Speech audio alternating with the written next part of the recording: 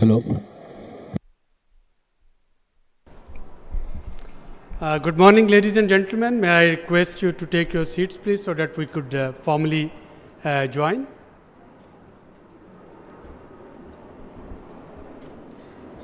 Well, on behalf of Kansai Climate Action Network South Asia and its partners, it's a pleasure welcoming you for this very important panel that will be discussing global goal on adaptation. Of course, when we came to COP27, or like all the previous COPs, one of the factors that is always in our hindsight, that is what if the global goal of mitigations and carbon emissions, they are not achieved, and logical answer that comes to mind is about adaptation. While we should keep on working towards emission reduction, we should also get prepared for adaptation, and this is what we are talking about, the state of adaptation at global level, state of adaptation at national level, some case studies, and of course some way forward. I have with me a very distinguished panel today. We have the final words from a minister from Pakistan, Ms. Rumina Khurshid, who would not only be discussing some of the impacts of this disastrous flood that affected Pakistan earlier this year, but also about the level of preparedness for future disaster and how the global south and international community that can work together in order to improve our resilience capacities, in order to improve our adaptation. But to set the scene, I would request our dear friend Sandra to present a framework, a macro framework about this global goal and adaptation. What is it that is being negotiated under discussion? How far we have reached to that discussion, and particularly the two very important points that we keep on talking about global goal and adaptation. One is about financing for national adaptation goal, and second, turning those global goal on adaptation quantifiable and measurable, so that it doesn't become another cliche or another jargon. To save time, I will request each speakers, as I invite them, to briefly introduce themselves by giving their organizational affiliation. We have roughly about 7 minutes for each speaker, and then we will try to open the floor and take some questions for question answers. So over to you, Sandra.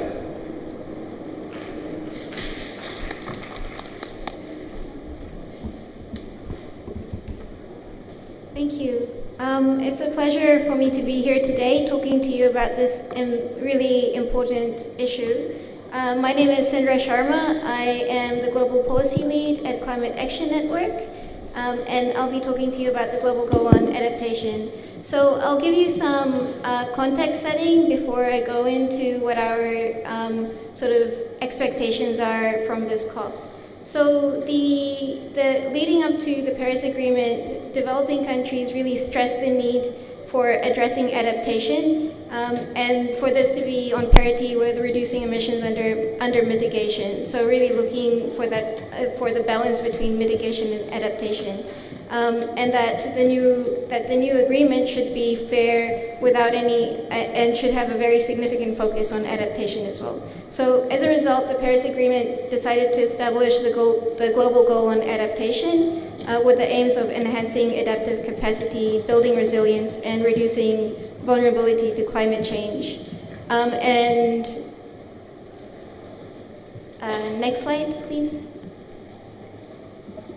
And then at COP26, the 2-year Glasgow Sharm el-Sheikh work program on the global goal on adaptation was decided, it was established, and it's under SBI and SUBSTA, with sort of the modalities around it being a set of submissions, 4 workshops per year, and an annual report. So we've just had the annual report come out in the last, yesterday, I believe, and that culminates sort of the year around that. So the draft decision also looks to how to assess overall progress, methodologies, indicators, data and metrics around what the global goal on adaptation should look like at COP28 for consideration and adoption finally. So there's been some barriers to progress. As you know, this has taken quite a few years, and that includes that there's no legal obligations for adaptation under the UNFCCC, and the collective commitments to advance adaptation also seem missing. So there's no UNFCCC definition for adaptation, and as such, there's no associated metrics as well around that. And access to the allocation of multilateral adaptation finance has clear weaknesses in it, from the status of reporting and to the quantum of flow. So we also know that implementing the global goal on adaptation is really a question of political will, and we've already heard from world leaders in the last few days that they want adaptation finance, and aside from loss and damage for this continent, for the continent of Africa, it is one of the single greatest demands as well. So the global goal on adaptation really is an opportunity to reverse the top-down nature of international reporting and communication frameworks, to bring sort of an umbrella and oversight over all the different mosaic items of adaptation that we have under the UNFCCC as well, and really to enable transformational adaptation, locally led adaptation, and take heed to the warnings that we've heard multiple times in the last 2 years from the great science reports that we have. So from IPCC impacts to the host of reports that have come out in the last few months as well. So with that, I will go into the next slide, please. So going into what we expect from this COP, clearly adaptation finance is one of the important indicators for success. So we'd look for COP27 and CMA to include an agenda item on implementing a 50% share and doubling of adaptation finance, and then to commit with urgency to ensure 50% of the total share of pre-2025 climate finance is for adaptation. So those two together are extremely important and a first step. And also to then agree on a transparent implementation plan showing progress towards meeting that target of doubling, and ensuring that there is access in an equitable manner as well. And then in terms of actually the global goal on adaptation, so we know that decision comes at COP28, but there's no need that progress shouldn't be made at this COP. Actually, it's essential that it is made at this COP. So advancing the GLASS work program, the Glasgow Sharm el-Sheikh work program, based on best available science, human rights, and needs, and ensuring that there's a clear work plan on how to fully operationalize the global goal on adaptation by COP28. So we'd hope to see this reflected in the cover decision. The global goal on adaptation is extremely important as well for the GST, which comes next year. So these are steps that we'd see are essential to get there. Then in terms of the next things we'd expect is a permanent agenda item on the global goal on adaptation, to keep the pressure and ensure that there is a substantive outcome as well. And the last is not a expectation, but this was one of the demands from CAN, and as we are many CAN members here as well, that we would seek to further the principles for locally led adaptation and ensure that those are met as well. So, and I believe that's going to be discussed later as well. So with that, I will conclude. Thank you, Sandra, for very comprehensively highlighting what are the expectations, where we are today, and where we want to be. And we hope that as we were able to get this loss and damage discussion included in the agenda, we'll also be able to get this global goal on adaptation as one of the permanent agenda item for the discussions. My next speaker, and now we'll be presenting two country case studies, one from Nepal and one from Bangladesh, to show the resilience and willpower of developing countries. They're not waiting for any charity or donation, while sticking to the principle of the demand for climate justice, and while sticking to the demand that developed world should fulfill its commitment about climate financing. The countries, they are actually trying to implement their own national adaptation plans, both at the macro level as well as at meso level. And one of the case study that Dr. Praveen would be sharing from us is from Nepal. Praveen bhai, if you like, you can go to the roster, or you can stay here. Yeah, you can. And if you can also introduce yourself so that online participants, they can know who are you. Okay. Thanks, Abid. This is Praveen Mansingh from Nepal. I work for an organization called Prakriti Resource Center.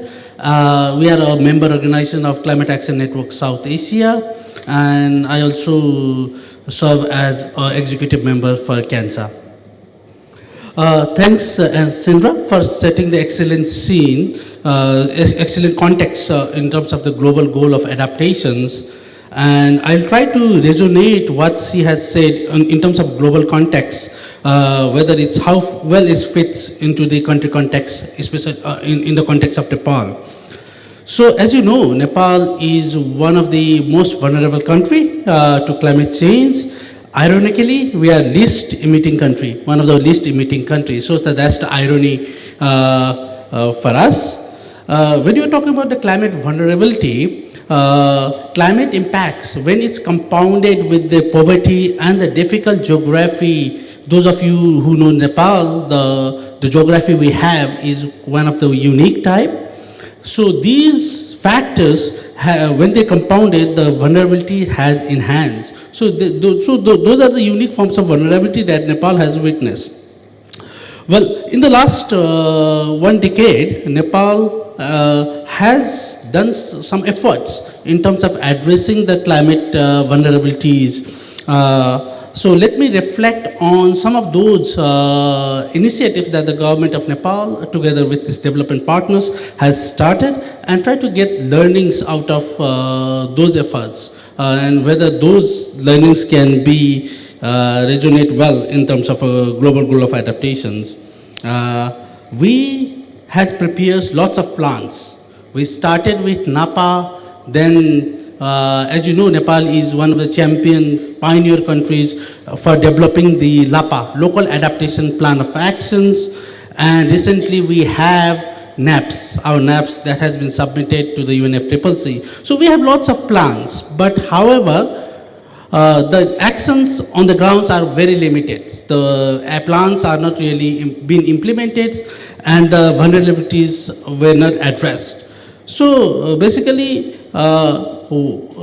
not many priorities actions of these plans are implemented, and there is no adequate funding available to implement those plans. So that's the one of the learnings that we had. So Nepal received very small amount of the climate finance and very less on adaptations as well. As you know, globally the commitment of 100 billion USD is not yet met. So what what this happens is that vulnerability has multiplies as the climate-induced disasters are getting intense and destructive as the global temperature rises. So vulnerability in the context of Nepal has been multiplying, and we are also facing the cases of loss and damage. If you look at the recent climate-induced disasters, that is Nepal last year, the damage was so much. The Melamchi floods was one of the most destructive floods Nepal has witnessed in the last 20 years. So there is inadequate and residual adaptations that we have done in the past years has lead us to the stage of loss and damage. And this, so this is the context that Nepal is in. We had a plans. We have done the adaptation efforts, but very limited. So this inadequate and residual adaptation efforts has taken us to the stages of the loss and damage. So there are some learnings that we have since also from our past efforts.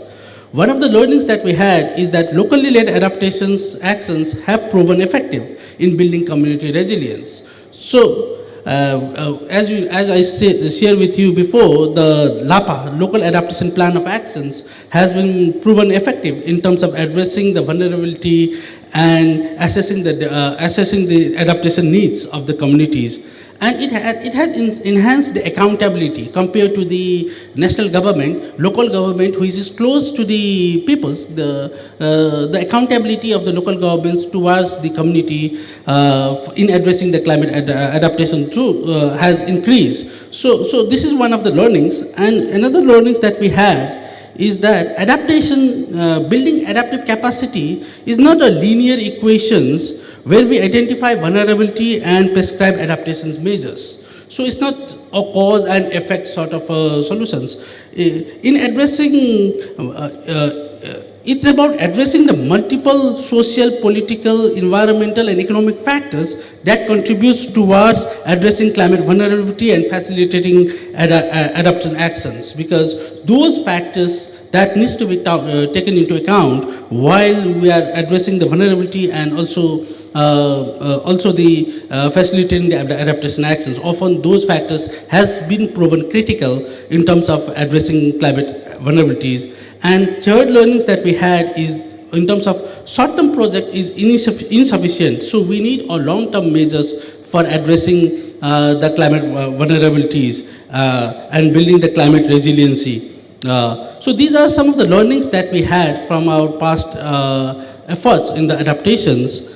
So in terms of global goal of adaptations, it's a future and ambitious roadmap for adaptations, and this should lead us beyond plans to implementation. So that must be one of the focus of the global goal of adaptation. We already have lots of plans on adaptations, but implementation is inadequate. So NAP financing can be one of the agenda for the global goal of adaptations because we have NAPs in place in many countries, but still that lacks adequate finance to implement the priority.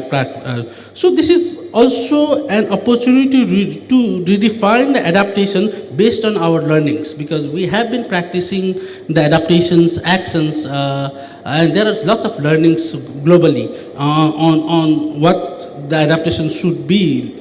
So it's the opportunity in a way to redefine our adaptation efforts based on our learnings, and also to put it, the GLANCE work program that Sindra has said is also an opportunity to bring back the adaptation agenda in the negotiations with fresh and ambitious mandate. So there provides opportunity, and finally, as Sindra has highlighted, we all need to work together to put global goal for adaptations as a permanent agenda items within the negotiations. So with this remark, let me conclude. And if there are some questions, then I will be happy to take that later. Thank you. Thank you, Praveen. for highlighting the case study of Nepal and how Nepal is not only developing but implementing its local adaptation plans. That brings me to Bangladesh. Our friend Shahjahan, he would be sharing with us the case study from Bangladesh, how local adaptation plans, they are being formulated and being implemented in Bangladesh. Over to you, sir, and if you can also inform us of your organizational affiliation.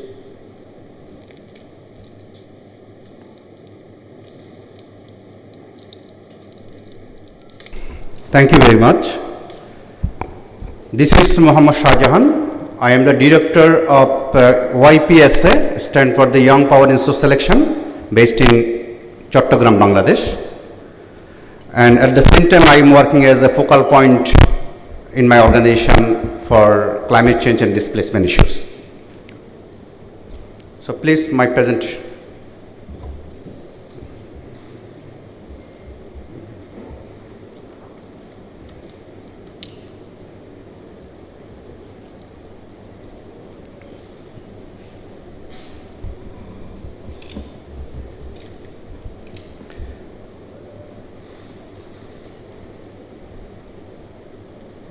So my colleague already been discussed about, and first presenter already, the global scenario of the adaptation and global goal of adaptation, and second speaker already discussed about this scenario in Nepal, and I am actually going to discuss on particular issues based on our experience, because you know that there is a role of adaptation in displacement and migration. So I will discuss it. So role of adaptation in displacement migration. As we are very much aware that displacement migration are the consequences of ultimate failure to adapt to the impact of the climate change. So we will see actually as per our experience how adaptation is very important for reduce the vulnerability of the people as well as the resilience of people, and after displacement how it can be further needed to adaptation for the people who are already been displaced.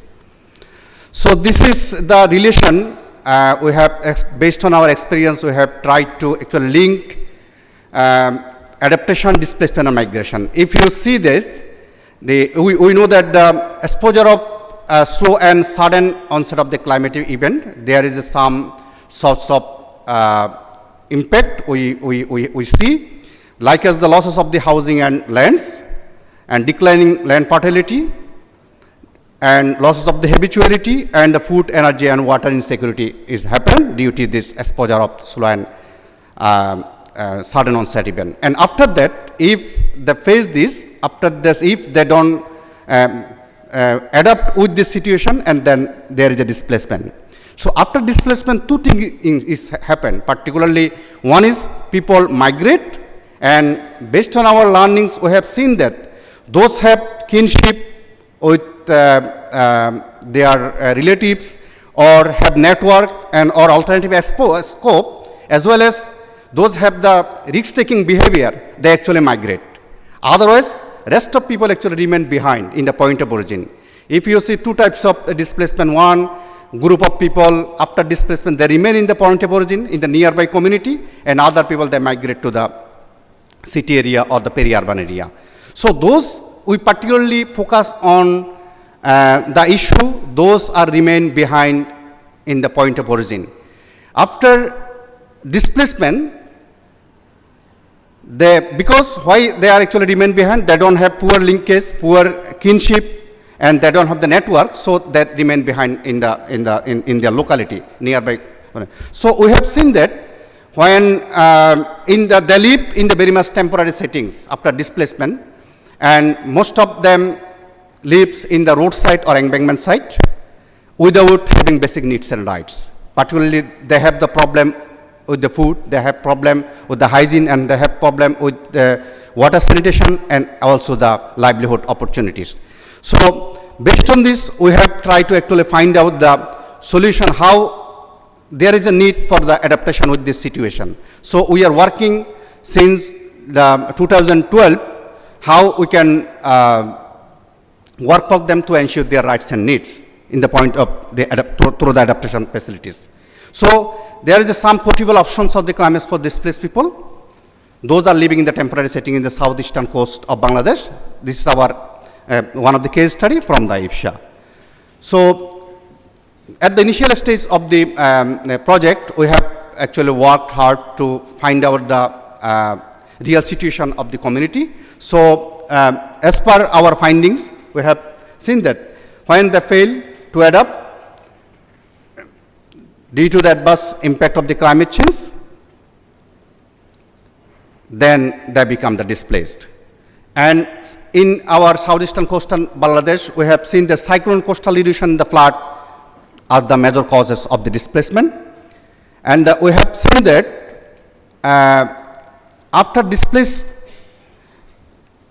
in the two sub-districts, around the 15,000 people now living in the very much temporary setting. As I mentioned earlier, that they are living in the embankment side or in the roadside or the other lands. And among them, 70% displaced household experienced 2 or more times displaced during their lifetime. And 50% displaced people was bound to actually leave their, change their occupations.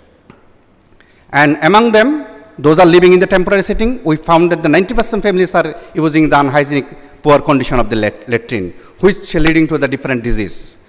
And 68% people want to relocate within the same location because there is for the sustainability, there is a need for the relocation for these displaced people. And overall, the displaced people actually deprive from the basic needs and rights. So based on our findings, we have chalked out some program, which is combination of the advocacy and capacity building and to alternative livelihood support and provide the water and sanitation support as well. So during conduction of our activities, before that we conduct a one-day need assessment. And based on this, we have formed the young people group, which is from the youth forum, because we want to see them as a change agent for the community people, those are displaced. And then we provide the capacity building support to the young people so that they can organize themselves as well as they can stand behind the they can stand for the climate displaced people to ensure their rights at their community level. At the same time, we are also formed the community team. As you know that this community comprises of all the displaced people, those are living in the temporary settings, so that they can find out their own problem and they can actually find out the solution as well. Based on this, we are implementing our program. And as you seen that after forming the community team of the displaced people, we provided them training so that they can build up their capacity to negotiate for their rights as well as to claim their rights from the local level authority, as well as mobilize the other people so that they can do campaign. You can see in the slide that they are organizing the human chain campaign. They are giving the memorandum copy to the member of parliament, as well as they are memorandum copy to the administrative to the local level government, and they are beside this, we are also doing some, next slide please, we are also doing some advocacy even at the next slide. Next. We are also doing some, this is so far what we discussed, this is the demand side. And now I am discussing about our supply side, because those are responsible to ensure the rights and ensure the service for the displaced people. We are also doing advocacy program with them as well, in the local government, in the local administrative service providing organization as well, in the local level, as well as, next slide, as well as we are doing joint advocacy with our advocacy partner at the national level as well. We are doing joint workshop at the national level as well. Next slide. After the campaign by the community team at the local level, you can see some sorts of achievement. They are accessing the social safety net program provided by the government, and they are receiving the houses in the government Astrayan and shelter project at the Upazila level. The next. And beside this, we are also doing some awareness campaign at the community level so that people are aware about their rights. And finally, we are providing need-based skill development training, because you know that when they live in the temporary setting, they have some limitation because they are forced to change their occupation. So we are providing some alternative livelihood training so that they can live with dignity and they can earn money. So you can see some sorts of training here. This is the tailoring training, this is the driving training, and as well as goat rearing training. Next slide, please. Goat rearing training, and followed by the providing the input support with goat and tailoring sewing machine. And finally, next slide. Finally, you can see we are introducing, we are piloting one of the community-based plant relocation project in our area. As you know, in Bangladesh, there is a different type of relocation project by the government, but there is some controversy, or there is some criticism about this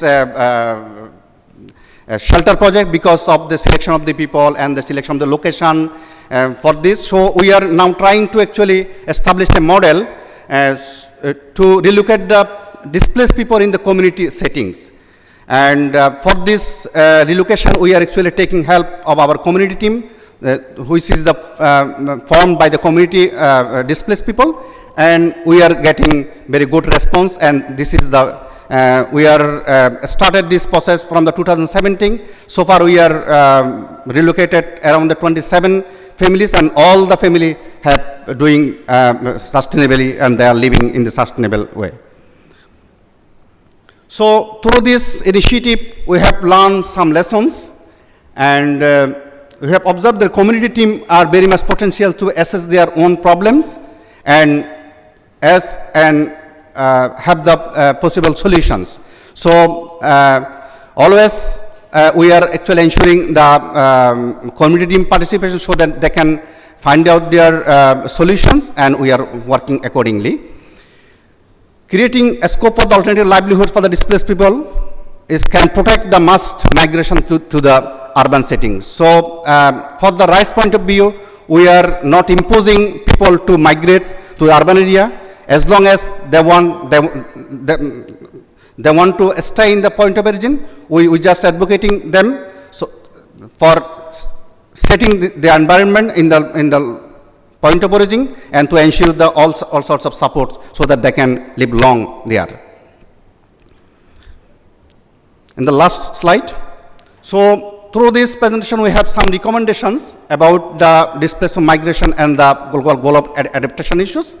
Our stance is global goal on adaptation should be the permanent agenda item in the UNFCCC process, because this agenda can actually bring some actions from all the countries and can document it.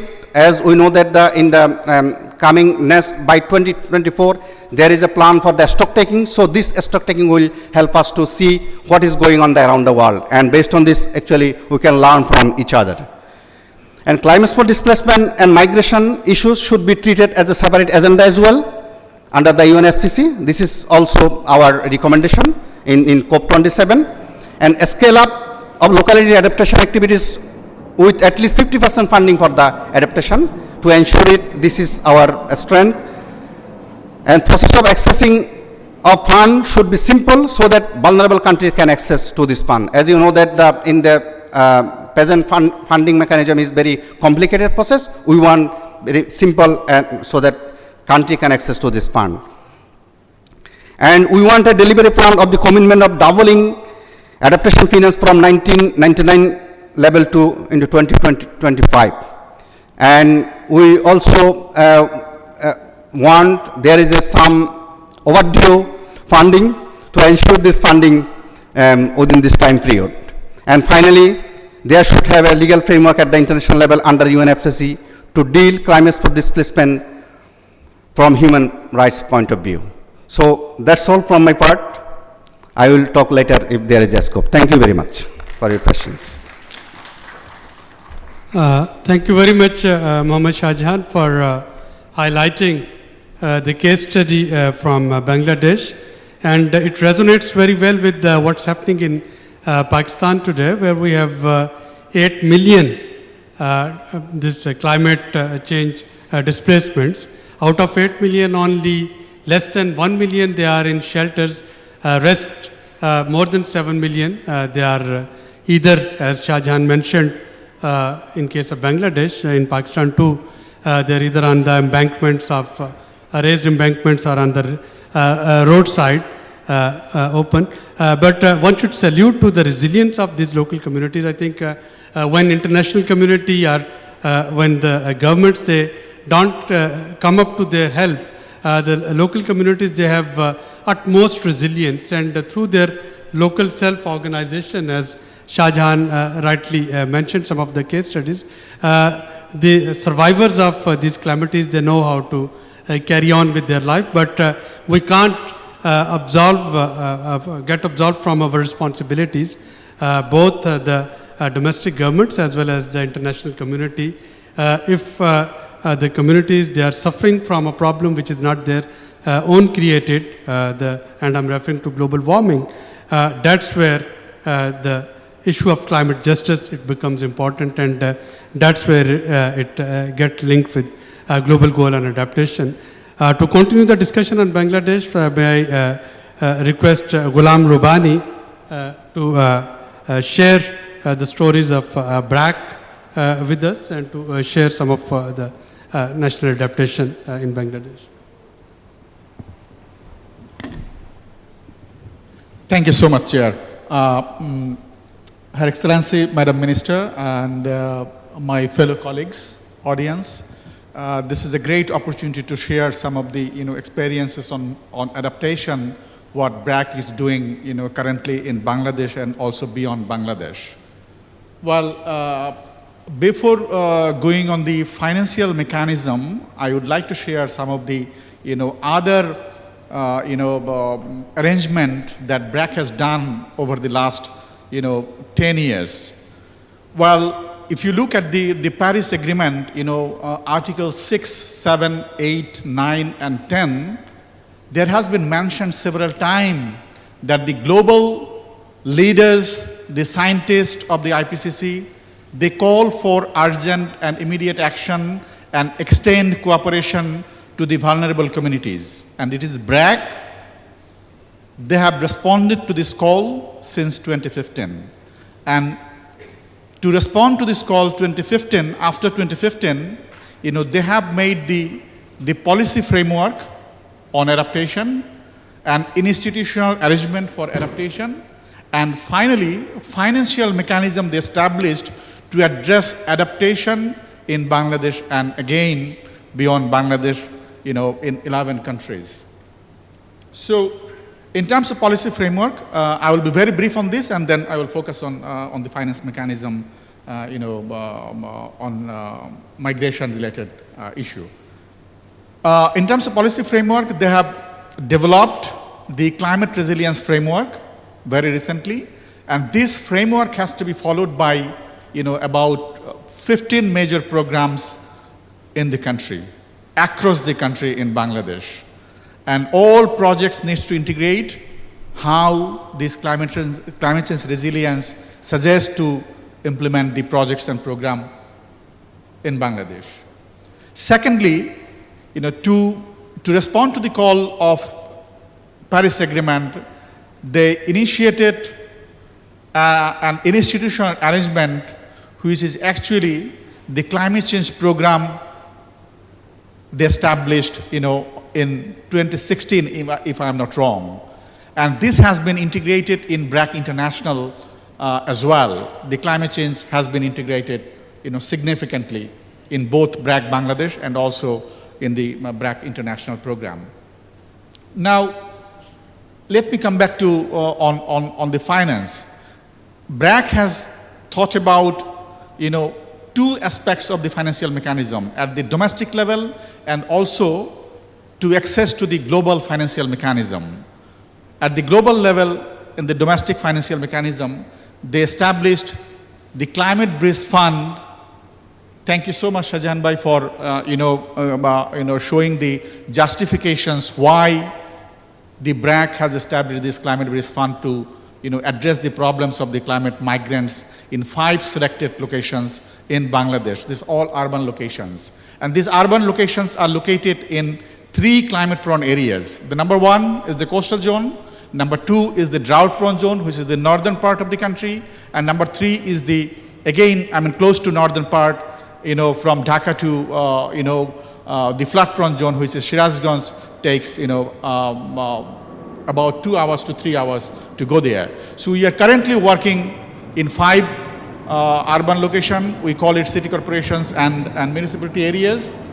And we do have, 2 windows to respond to these problems. Under the first window, which is climate change window, we established we started our journey, in 2020, although the establishment of CBF was in November 2019, but we started, awarding the projects in 2020. And we awarded 4 projects in 2020. These are being implemented in Khulna City Corporation, which is Southwest Coastal District, and in the another district in Rajshahi City Corporation, which is in the northern part. I see my CBF supported project owner is here, Water Aid Bangladesh, which is currently working with BARCIK, to implement the water supply, sanitation, and livelihood programs in different slum areas in Bangladesh. And when the COVID-19 affected the entire world, including Bangladesh, the KFW and BRAC started, the discussion, how do we respond to these problems in slums and to the climate migrants. And, fortunately, they again, supported 10 million euro, but this was under the emergency response window. And the difference between climate change window and emergency response window is, under the climate change window, all projects would be absolutely adaptation related, and maybe, when you address some adaptation projects, you might, address some mitigation options as well. So which means like, admit project, both adaptation and mitigations objectives are met. But under the emergency response window, all type of disaster, non-climatic disasters will be addressed under this emergency response programs. And currently, under the emergency response window, we have awarded 14 projects, 100 crore taka. You can divide by 100 to make it dollars. So in total, by December, we are estimating that about 22 projects will be implementing in 17 out of 64 districts. So our primary target is the climate migrants, but it does not mean that we will keep this this target people limited. We are also supporting the vulnerable population in other region in climate and COVID-19 hotspots. But I was talking to this, with Professor Saleemul and some other colleagues, how these climate migrants relate to the loss and damage. And his comment was, climate migrants are by default, the people who experience worst, impact of loss and damage due to climate change. So in fact, both Shahjahan Bhai and BRAC through Climate Bridge Fund, which is being supported by the government of Germany through KFW, is actually addressing both loss and damage, adaptation, and to some extent mitigation. So let me now come to the access to the global finance mechanism that BRAC is doing, is trying very hard.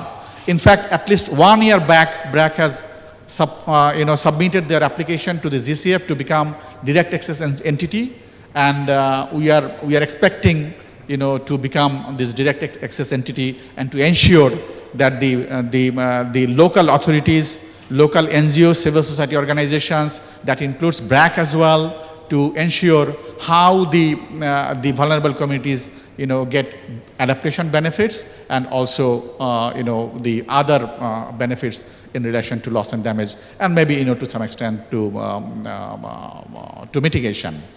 But I will finish by saying just one remark. I was saying looking at the last word Shahjahan Bhai mentioned, small projects has real impact on the ground. And my founder chair of BRAC, Sir Fazli Hasan Abid used to say, small is beautiful, but scale is necessary. That's what needed, what he said, that currently only 6% is being allocated to address, locally led adaptation. And his proposal is 50% to address locally led adaptation. I absolutely agree with him personally. Thank you so much.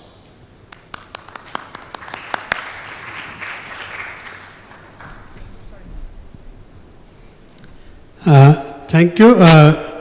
Towards the end of closure, let me invite our dear friend Dr. Ranga. Dr. Ranga would also be explaining some of the financial modalities, financial framework for global goal on adaptation. Ranga, over to you, please.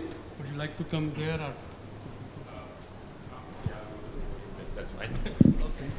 Stretch your legs. Yeah. Thank you very much, Chair. First of all, thank you very much for the organizers for inviting me to be in the panel. My name is Ranga Pallawala. I'm working for the Commonwealth Secretariat under its Commonwealth Climate Finance Access Hub. We are an access hub which was operating under the guidance and the mandate given by the head of the states of the Commonwealth in 2015 to support the member states to access climate finance, especially the most vulnerable, as well as the member countries, those who have very little capacity in accessing climate finance. So far we have been supporting several countries. So, for example, I'm working as an advisor for the government of Belize, and so far we have supported the confirmed financing for about $60 million and in a pipeline around $850 million for our member states. But my intervention here is not more like our work, but I had a few other points to discuss, but when I'm listening to you, I thought I'll talk something else. Because before coming into the meeting, I was in the negotiations, was listening to the guidance given to the Green Climate Funds, and we've been listening to a lot of member countries, what sort of states they are in, what sort of challenges they are facing to access the already established ongoing mechanisms on climate finance. We have seen that they are getting challenges of accreditation. Some of the countries getting a period of 7 years to get their direct access entity accredited in the countries. And sometimes even the project proposal is being dragged for approval, is being dragged for over 7 years. So these are not acceptable levels. But something that I would like to link the global goal on adaptation and climate finance is these are not like two different things. It should be in one continuum. We have been accessing finance for adaptation actions, but there's a lot of things that we need to look into where we have gone wrong and where we can rectify these things.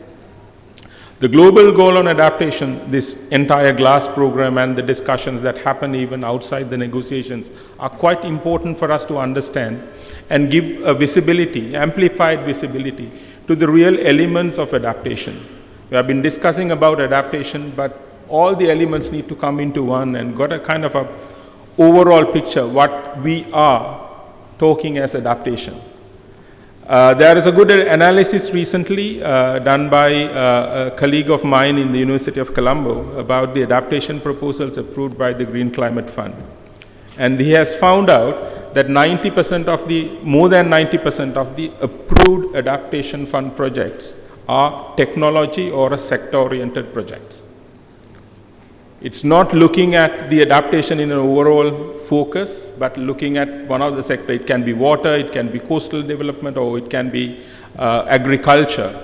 But adaptation is going beyond that. That's why we need to have this discussion on global goal adaptation is important. So at least the program development or the implementation aspects have been considered at the different level. We need to do a kind of a complete overhaul of how we obtain or access climate finance for adaptation. We are doing some sort of a patching up work.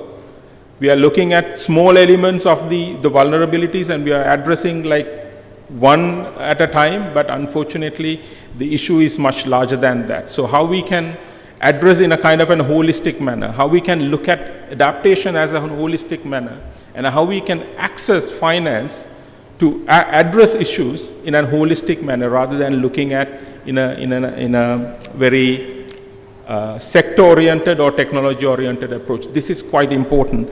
So I think the discussions of global goal on adaptation should not be limited to adaptation, but it need to link to other streams of discussion, especially finance, and it need to lead to, I believe, and kind of an overhaul on the overall the financing processes and mechanisms as well. We are discussing about this 100 billion goal target. We are talking about minimum 50% of finance going to the adaptation, and priority should be given to highly vulnerable countries, including LDCs. But at the same time, we need to look at some of the elements that have been discussed now. How we think about the local-led adaptation, how we are thinking about how to bring all the stakeholders at the ground level to address adaptation issues in all angles, not only just one angle. So these are quite important discussions. I do believe that the discussions we have, the experience we have, of course we do have lessons we can get. We have two excellent the presentations, and lessons came from 2 South Asian countries. I think these we need to amplify a little bit more and streamline with the process. With that, I'll stop my intervention, so probably we can go to a discussion. Thank you very much.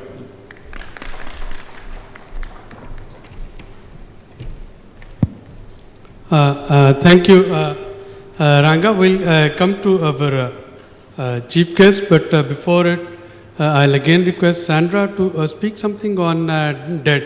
One of the concerns that keeps on emerging both during negotiation as well as in offline discussion, we don't want developing countries, they don't want debt to be part of this financing for adaptation. What kind of mechanisms can be put in place so that developing countries, they don't get further indebted when their demand for this financing of national adaptation plan or global goal on adaptation is met. So Sandra, if I request you to please shed some light on it, and then we'll come to Minister Khurshid. Thank you.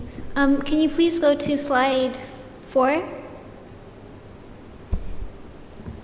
Thank you. So here I wanted to just give a little bit of context before I go into the debt story. So just positioning where we are today in the world in terms of the compounding and multiple crises that we are in, and sort of the causes to that and the solutions that we have as well. We are the climate crisis, the debt crisis, inequality, energy, conflict, health.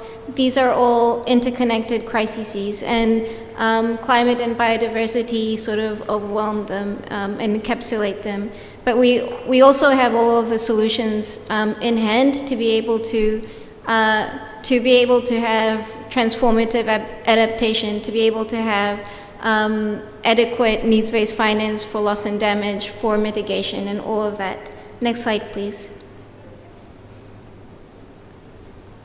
So this is just to show you that that a lot of vulnerable countries are really facing a debt crisis, and in facing that crisis, they don't have the resources available to be able to respond to the climate crisis, and this is really quite an injustice. So currently there are 54 countries in the debt crisis, and this would look to get worse in the coming years with the other crises we face. Next slide, please. So on the debt trap, we know that a significant proportion of the global south debt is owed to commercial creditors, and often this is at much higher interest rates as well than other lenders. And many global south countries are trapped in a debt and fossil fuel production trap, whereby countries rely on fossil fuel revenues to repay debt. And furthermore, when we apply an equity and fair shares lens, then we see the further disparity between what is considered fair internationally in terms of cooperation and the reality of what's being provided. So here you can see some figures. So countries in the global south are currently spending 5 times more on debt repayments than they are on addressing the impacts of the climate crisis. International adaptation finance flows are significantly inadequate, and this is from actually the Adaptation Gap Report, which has the brilliant title of Too Little, Too Slow. I think that encapsulates everything. So we know that flows are 5 to 10 times below the estimated needs. And 70% of international climate finance is still provided as loans, which is completely unacceptable in this context that we're in today. And from the Standing Committee of Finance, the costed needs of adaptation, as reported in biennial updated reports, amount to 3.6 trillion. So you can see the disparity when we talk about 100 billion even, and the 50% share as well. Next slide, please. So here is just a little further stats for your pocket as we go through this COP. We did some analysis, and we came up with a figure of around $1 trillion in debt for sub-Saharan countries if loss and damage and adaptation needs aren't addressed. So that's a 50% increase on current debt levels as a percentage of GDP if we keep delaying action right now. Next slide, please.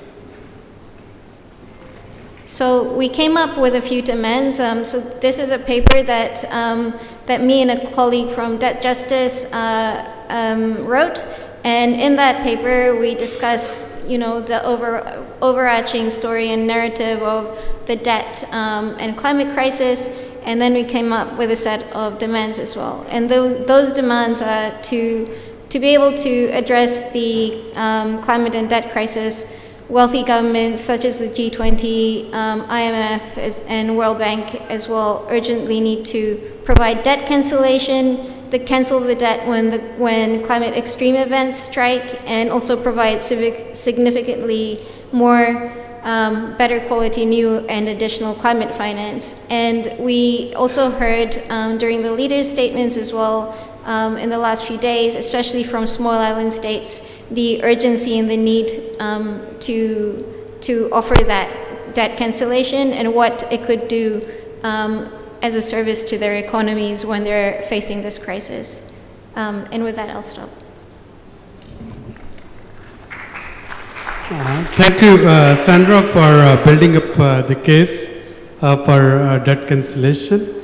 And now, before I start question and answers, I'll request Madam Rumina Khurshid to share the story of Pakistan's adaptation plans, how the people they are surviving from floods, and any legislative plans that you have. Rumina Khurshid is member of National Assembly. That's her second term. She is Minister for Political Affairs, and she is also heading the task force on sustainable development goals in the Parliament. Over to you, ma'am. Thank you very much. Very good afternoon, ladies and gentlemen, and I would, my honorable panelists, Kansa, and all those who are online as well, very warm wishes to you all. It's a great moment to be a part of you all. As it's been told, the topic we all know, and to telling you or sharing the things, consequences Pakistan is going through, I'm sure all of you must know, but the things in little more deeper I would really like to share with you, that Pakistan is at high risk from the climate change and natural disaster. Internal and external, of course, political issues have left their mark on the country as well, but leading to the chronic instability, anti-terror operations along the Afghan borders have led to years of population displacement and so many others. And then, of course, we all know the United Nations officials have stated it could take 6 months, but I'm sure it's just an idea. But the way people are suffering, it could take more longer and longer. For flood waters to recede in the hardest hit areas. The floods have affected all the country, of course, the provinces, approximately 15% of its population. Human Rights Watch has said the floods shows the need of climate action. Pakistan is currently experiencing destruction, suffering on an unfathomable scale. Early estimates show that 33 million people, including 16 million children, have been affected by floods. Translating to roughly about 1 in every 7 people in Pakistan. Hundreds of thousands of homes, roads, bridges, schools, and hospitals have been damaged, destroyed. 4.4 million acres of crop have been ruined, and over 16,000 lives have been lost. Now, as Pakistan suffers from its worst humanitarian disaster in living memory, we face another pivotal moment in which urgent and decisive action is necessary. The consequences of climate change are no longer a future problem. They are here now. And I believe it's a time now to take a stand, because it's now or it's never. Because what's going in Pakistan, it's not going to remain in Pakistan. It goes on and on. So the consequences of climate change, of course, we all know the way we are suffering. Still, they are largely impacting the most vulnerable communities with the least capability of driving climate change. Those who are already suffering from hunger and so much, for them, they just know their homes are gone, their lives are gone. As the news cycle and instability moves on to the next crisis, whether countries must not be allowed to forget their historical responsibilities to ensure that the needs of these communities need to be addressed through appropriate loss and damage mechanism, and that they receive the support, the resources necessary to adapt future crises.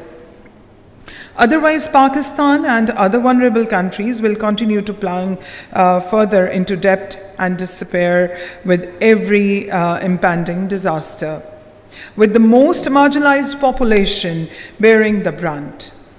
Despite Pakistan constantly ranking among the top 10 countries most vulnerable to climate change, the country still lack adequate climate response to combat the effect of extreme weather events. Because recently we got 3, now it's again going to be those who are suffering with the vulnerability of the flood. Now they're going to face another thing, which is going to be the extreme winter. One of the most critical problems in this regard is poor infrastructure and development. The water management structure cannot meet the population's demands and the hazards of its face of intensified weather patterns. One of the most critical problems in this regard is poor of management as well. But here again, I want to share a few things that Pakistan, we are trying, of course, on the different forums, as we all are now talking about the climate justice. I must say the most important thing, which is, I'm really glad that over here we have almost a few of the SAARC countries are available here. We need to revive the SAARC as well. We need to think about it. We need to think about the regional impact, the regional importance, because that we cannot mix the oranges with the apples, because every region has a different issues, but Asia Pacific region has almost the same issues which everyone is facing again and again and again. So I think it's a great need of a time that we all need to work. And then of course what we are trying that on the district level as well, we are trying to come up with the the rehabilitation plans as well for the flood-affected districts. They will not be alternative to the local adaptation plans, but ultimately I think it would evolve great support as well. The lapse which they are facing help to build back in a better way. And then when we talk about the legislation, we all are trying, like recently Pakistan had IPU regional seminar, which was on Asia Pacific region.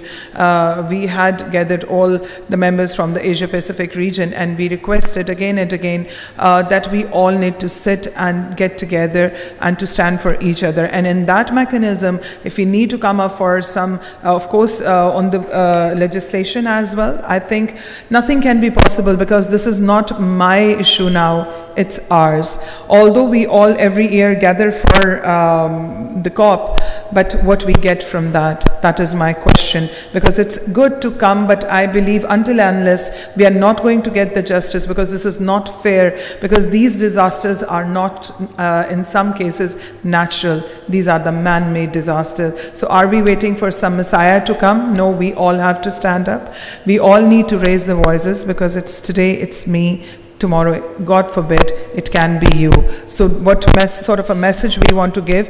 I still can't forget the pain my people and of course other people from the other countries have suffered, that so many children, they have lost their parents, so many mothers. Because when we talk about the losses and damages, I would request that, because it's mostly what we have gone through, we have seen from years experience.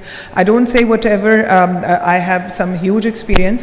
I'm sure all of you are sitting very much learned people over here, so it's great to learn from you. But I would request that every time it happens, when we sit somewhere to come up with some plan, we don't go in the nitty-gritties, we just come up for the, some generic thing. But now when we are talking about the losses and damages this time in this COP, I would request everyone who is sitting here that please go in the details of that which sort of a losses and damages are there. It's not only the food insecurity, it's more about the humans, it's more about the people, it's more about the women who are suffering, those mothers who, we have one, it's not one case, but one which world has seen, that mother who was being flooded in the flood has delivered a baby, and the mother where gone, nobody knows, but the child, the soil has, somewhere the child was being stuck, the newborn baby was being stuck in the mud, and someone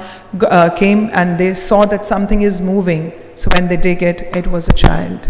So that child who missed his mother, who lost his family, so they are looking towards us. So I think it's a request to you all that we need to come out from our political differences, our border issues. This is something for all of us. Because if the world is not going to remain, the planet, what and where the fights or our ego is going to lead to us. Thank you so very much. Thank you.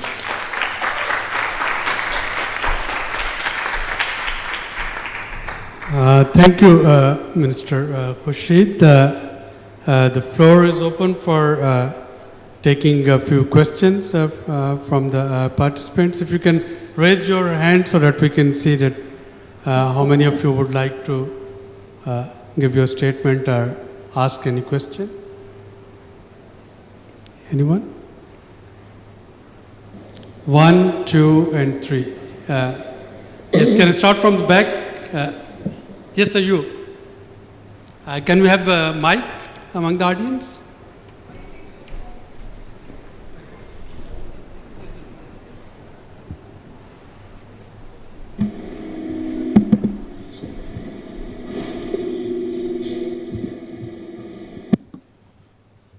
So, thank you for your presentation. My name is Tom Wesley Kokpo. I'm from Liberia, West Africa.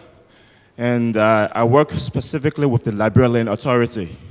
And we support the Environmental Protection Agency, the Forestry Development Authority to advance their agenda for climate change.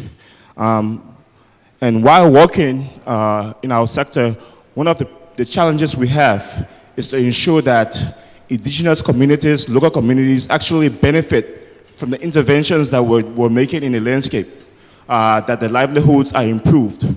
So from your experience and using Bangladesh as a case study, what has been successful in terms of improving the livelihood of local individuals, in terms of making them aware of the impacts of climate change and transitioning them into a success story. So thank you. Thank you. Can we take the second question there, please? Yeah. We'll take 3 questions and then come to the panelists.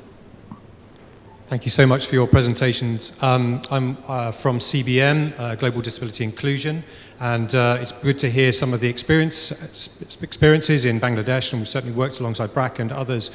But in terms of how we do think about the human within this, how are we thinking about the most marginalized, like people with disabilities? How are they being included? And how are we going to be making sure that the finance that we're talking about today gets to the places where it's needed? How are we going to ensure that climate finance and the adaptation finance is taken to those vulnerable communities? And it's good to talk about the small getting into scale, so how are we going to enable that to be scaled up so that those who are most affected are going to be thought about in these processes? Thank you. Shai, the last question of this round. Thank you, thank you. That was very wonderful. I have questions to Sindra about this cancellation of debt. 2 questions really. I see that wealthy governments such as G20 and key institutions, why is G20 there when we are talking about cancellation of debt? Number 1. Number 2, just last week I believe Climate Vulnerable Forum announced that they are not going to repay sovereign debt owed to IMF and World Bank. Is that just an announcement, or are they going forward with that? This is under this debt for climate swap arrangement that is being promoted. Thank you. Nakul, I think we'll take question from front as well. Hi, Jayanta Basu from the Telegraph newspaper, India. Wonderful presentation. Just have a small question, that there is a thought that unlike mitigation, we can't have singular global goal of adaptation or global target for adaptation. And there is also a thought that we need to have adaptation targets region-based or ecosystem-based. Any thought on that? Any elaboration on that? Thank you. May I request that we can start from Shahjahan, from the very first question that was asked. Then I'll come to Ghulam Rubani and Sindra.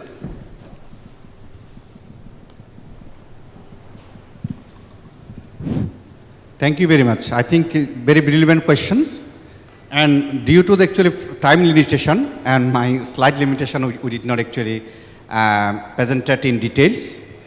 As I mentioned that before conducting our project, we had the need assessment and the baseline survey. And based on this, we have found that as a sample survey from the displaced people, we have found that the average their income was the 5 to 6,000, more than 50%. And after that, after 2 years, we have also the evaluation on that. We have seen that because our training, our alternative livelihood training focused on their needs and their local context. Based on the local context, actually, we have provided our all skill development training. And if you find this skill development like is the swing training and goat rearing, cattle rearing, and driving in the local level. So this type of training, after conducting this training, we have provided the input support to them and as a startup capital support. And we have found that after 2 years, average income of 85% of total displaced people who have provided the training and the capital support, 85% income from previous stage income increased by 4 to 5,000. So this is the one of the significant changes of the project, because without changes, we cannot actually replicate into the others. So this is the one of the importance of the implementation of the project in the local level and learning our lessons.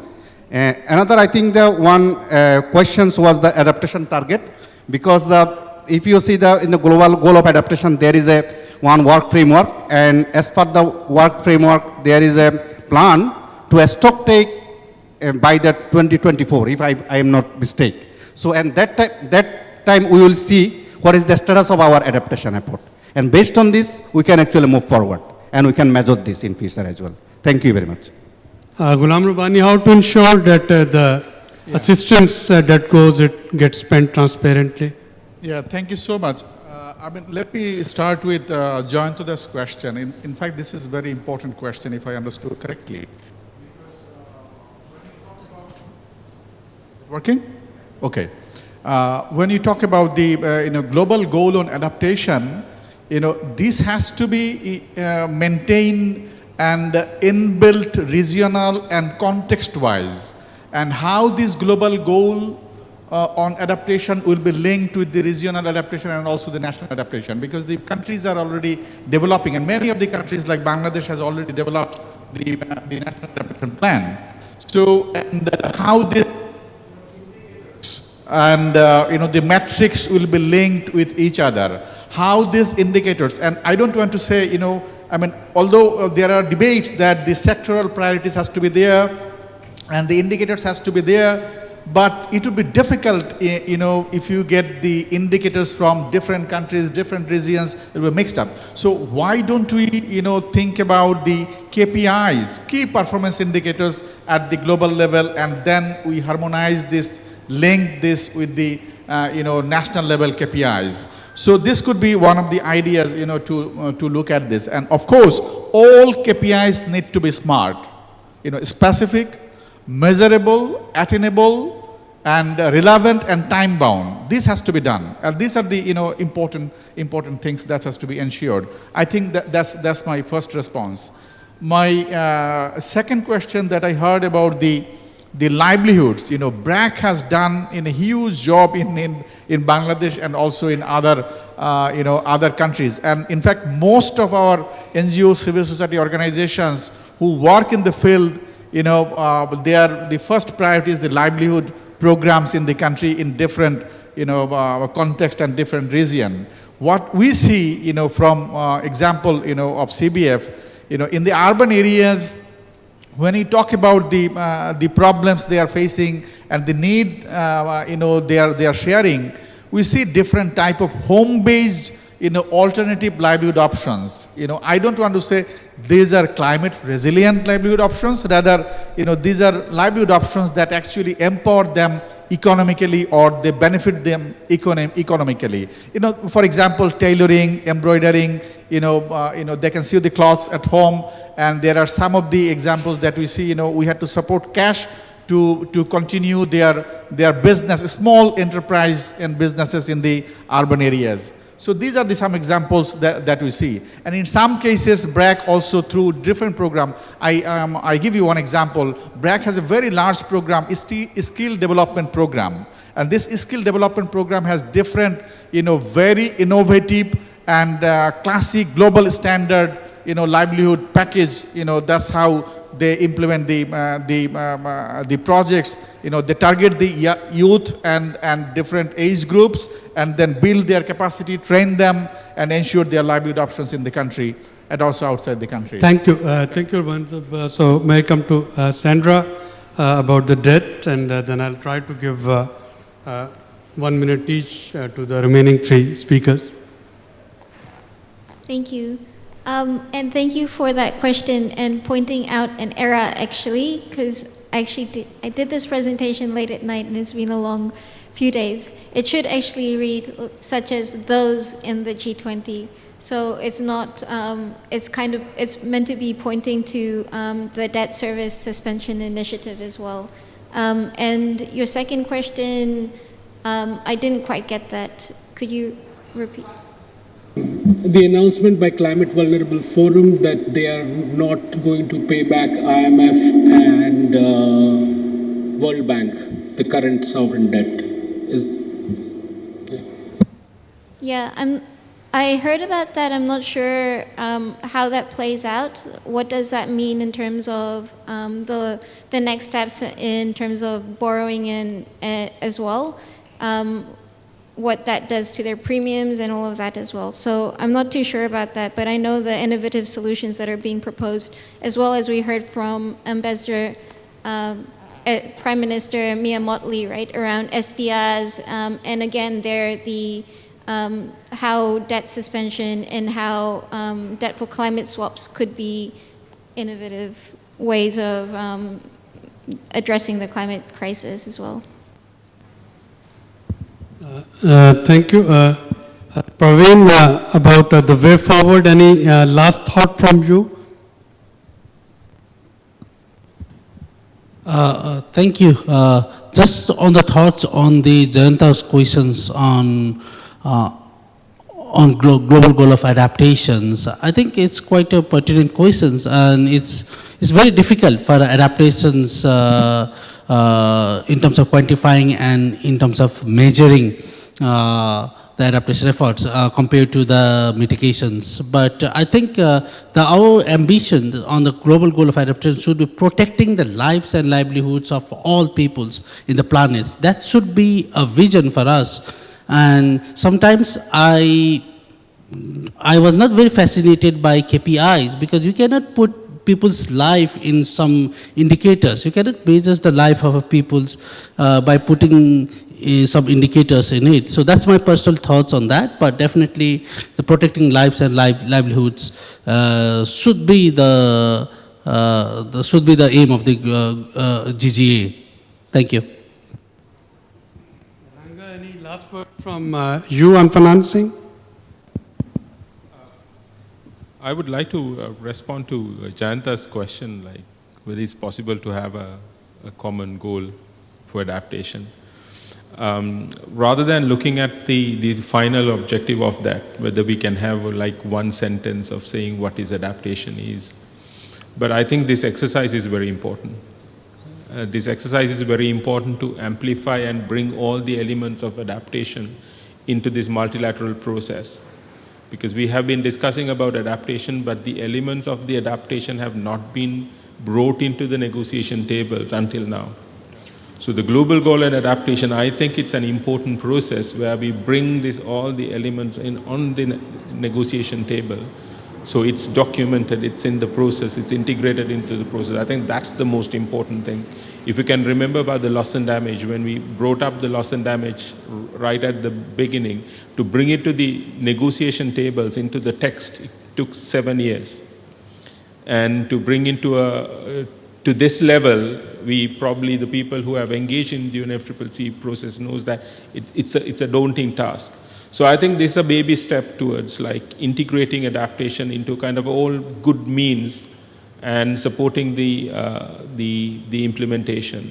And of course, somebody might argue that it's very slow. By the time we get all these things, it will take about 10 years. That's fine. We know that we are setting up the process, but whatever said and done, the implementation happens at the ground level in somehow. So I think the process is more important than the final definition. That's my take on it. Thank you very much, Ranga. We are concluding this panel. I would not try to summarize this excellent discussion, but I think I'll like to endorse what Ranga said. Yes, in case of mitigation, in case of carbon emission, we are missing this atomic target of 1.5 degree Celsius reduction, but we are in a phase where every fraction matters. So one can argue that 1.7 degree centigrade increase is still better than 1.8 or 2.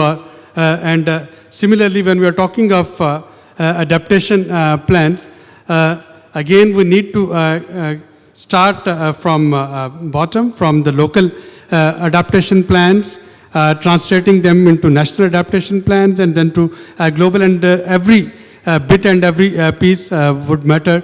Our effort here should be to get this adaptation on the permanent agenda of future COPs. We should try to get additional funding allocated for the adaptation, additional funding which is not debts. And of course, we need to show solidarity. We know when it was existential crisis like COVID-19, only in the US $5.2 trillion were printed and were distributed as fiscal stimulus, 5.2 trillion. And if we include other OECD fiscal stimulus during COVID, the numbers, they touch nearly $9 trillion. And here what we are asking for is mere $100 billion. So the moment we start treating climate change as an existential threat, I'm sure there would be no dearth of money, there would be no dearth of funding. It's all about political will.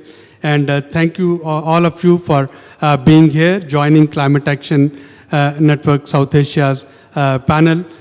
We are in solidarity with the developing countries, and we are so happy that it could take place in Africa, and other developing countries. We need to take this movement forward. Thank you very much. I was your host today, Abid Suleri. I head the board of Climate Action Network South Asia. Thank you.